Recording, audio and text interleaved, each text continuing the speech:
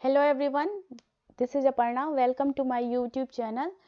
Guys, in previous video lecture we have discussed two main characteristic feature of carbon. First one is catenation, and the second one is tetravalency.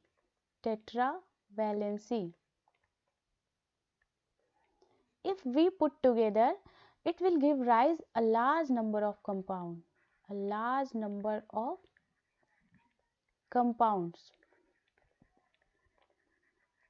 These compounds were initially extracted from natural substances.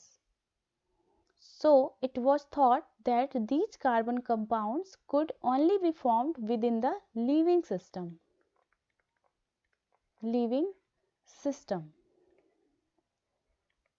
And who proposed this thing earlier? It was Berzelius.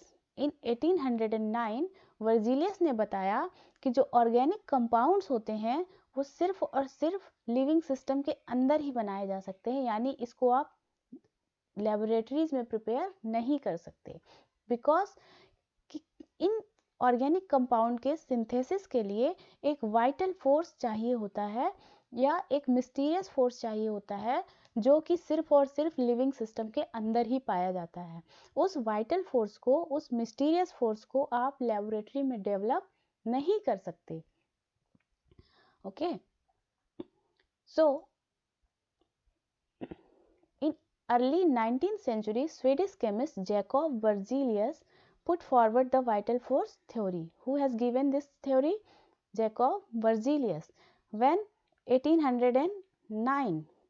According to this theory, organic compounds could not be prepared in laboratories because they were supposed to be synthesized under the influence of a mysterious force called vital force, inherent only in living things.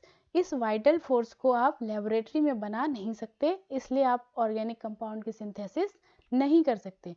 As you can see in this picture, यहाँ पे एक living organism है, एक human body है, उसके अंदर ये vital force आपको ये चमत्कार सा होता हुआ दिखाई दे रहा है.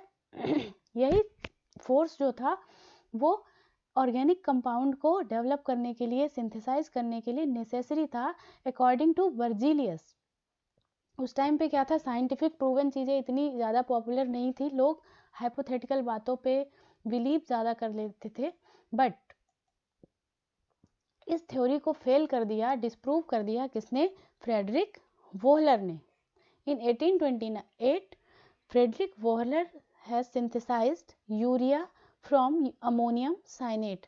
अमोनियम साइनेट को हीट करके और इन्होंने यूरिया का फॉर्मेशन किया था. और यूरिया क्या होता है? एक ऑर्गेनिक कंपाउंड. सो वाइटल फोर्स थ्योरी क्या कहती थी कि किसी भी ऑर्गेनिक कंपाउंड को लेबोरेटरी में प्रिपेयर नहीं किया जा सकता. बट फ्रेडरिक वोहलर ने क्या किया? अमोनियम साइनेट को हीट करके, जब हीट किया तो अमोनियम साइनेट रीअरेंज होकर के NH2CONH2 बना दिया. ठीक है, और ये एक ऑर्गेनिक कंपाउंड है. क्यों? क्योंकि इस कंपाउंड में कार्बन के साथ हाइड्रोजन भी है. ठीक है, तो इस तरह से वाइटल फोर्स थ्योरी जो थी वो डिस्प्रूव हो गई. तो इसमें से आपको ध्यान क्या रखना है? वाइटल फोर्स थ्योरी किसने दिया था? वर्जीलियस ने. और डिस्प्रूव किसने किया? वोहलर ने. कैसे?